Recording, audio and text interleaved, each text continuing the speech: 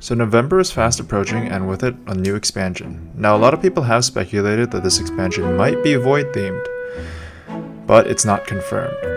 So let's just make speculations anyway, assuming it will be Void themed because I like the Void. So here are 5 hopes, expectations, and worries for the upcoming Legends of Runeterra expansion for November 2021.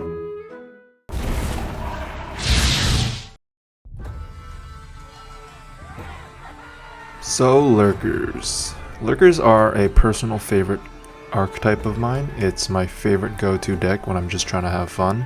Now the reason why I think this is very likely is because currently our only Void champion is a Lurker herself in Rek'Sai. Now this isn't to say Lurkers are bad and they need help. Lurkers are bad in another way. They're infamous for having the least amount of deck diversity because their mechanic is so parasitic. Now parasitic card design is basically when a card mechanic only benefits itself. What that basically means is that other mechanics work with Lurk, but Lurk doesn't work with other mechanics. So then you run into the problem where you need to run a bunch of Lurkers just to make this mechanic run correctly. And because of that, around 30 to 34, 35 of your cards are going to be designated slots for Lurker and Lurker synergies. I think an interesting direction they could take is introducing a 3rd champion Lurker and introducing some control mechanics and allowing Lurkers to push into more control strategies, or just adopt control strategies into the already existing mid-range decks. If they do add Lurker support in this next expansion, I'm going to guess that Kha'Zix will be a Lurker champion. If I'm wrong, come back here and tell me, but that's my guess.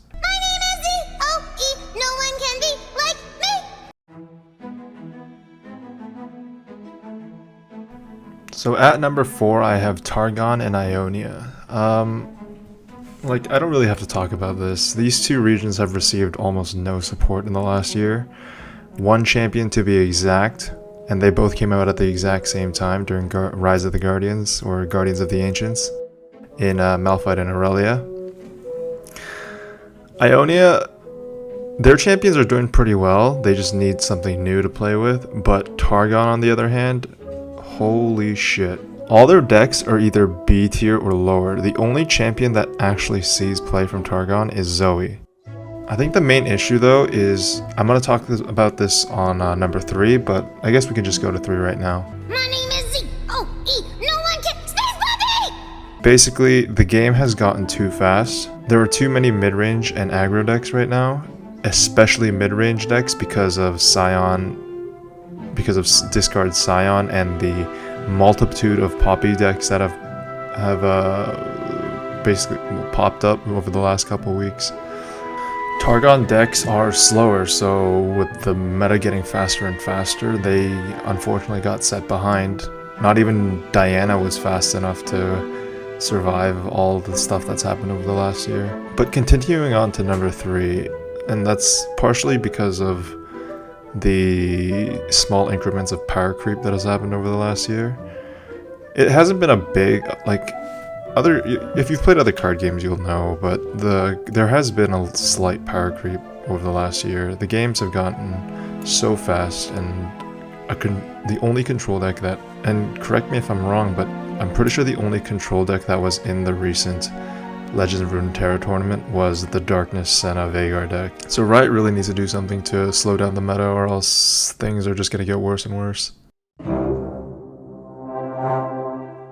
So Bard. Why am I so Riot recently released a story about Bard, which partially involves the Void, and this is the reason why some people think that Bard might show up in this expansion. Either this one or the one after, because the one after is called Magical Misadventures and he's all about traveling the world. But the reason why I'm so excited about Bard is, I could just go over his abilities, but that'll take me about 5 minutes. I'm just gonna go look up a Bard video and try to grasp what the fuck is going on. Bard is one of the most interesting designs League of Legends has ever made, and seeing the Legends of Runeterra counterpart to him would be incredible. I don't even know which direction they would take him. There's so many different pieces of him that just go in all sorts of different directions that, man, like I can't even imagine what they would do. So hopefully we'll see Bard and his little meeps in the next expansion.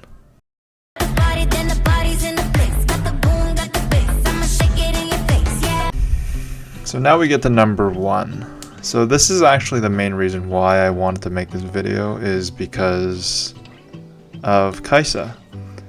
If the next expansion is a Void expansion, Kaisa will most likely be in it. I can almost guarantee she'll be in it. She is controversially one of the most popular characters in League of Legends. Now, my biggest worry, and this is kind of going to decide Legends of Runeterra's fate, I feel like, but basically, well, we'll start from the beginning. I don't ever see skins in Legends of Runeterra. I have probably seen one skin in the last month, and it was the Shyvana skin. That's the only one I can remember, because I can discreetly remember me saying, oh look, the Shyvana skin. But the reason this has me worried is I think Legend of Runeterra is doing fine in terms of players. Like, I know there's a big talk right now about, oh, how many people are playing Legend of Runeterra right now. I think the numbers are fine. My worry is the financial side of Legends of Runeterra. Like, I see people with boards, I see people with card backs, but the skins are just not working, and I feel like they probably lost a lot of money on those skins, and they really need to sell skins. And if Kaisa is released into Legends of Runeterra, my big worry is that we're gonna have our first case of a pushed card. So, like, Riot has done a phenomenal job with card balance so far among champions. There are some outliers like Poppy and Victor, but overall I've never seen a card that made me go, right, what the fuck is this? What is this? So I'm worried that when Kaisa comes out, she'll be pushed to sell skins in like 2 or 3 months after the fact. And when I say pushed, the term pushed basically means that the card she's gonna be strong, basically. They're gonna make her overpowered so that they can try to sell skins. They've done this in League, they've done this before, they've done this in League. Like, they, as much as they want to, I feel like this might be burning bridges, but they have done this in League, where they've buffed champions that would get legendary skins months after.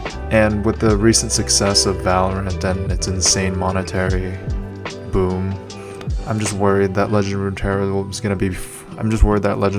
is going to be forced to make choices based on business rather than gameplay design and balance. Now, so that's the list. Remember, this could all be bullshit, since we don't even know if the next expansion is a Void expansion. There is the Arcane movie coming out in November, so it could honestly be around that.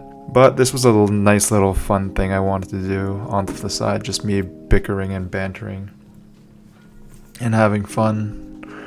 But tell me what you guys think, what you hope to see, and good luck on your games, and I'll see you guys next time.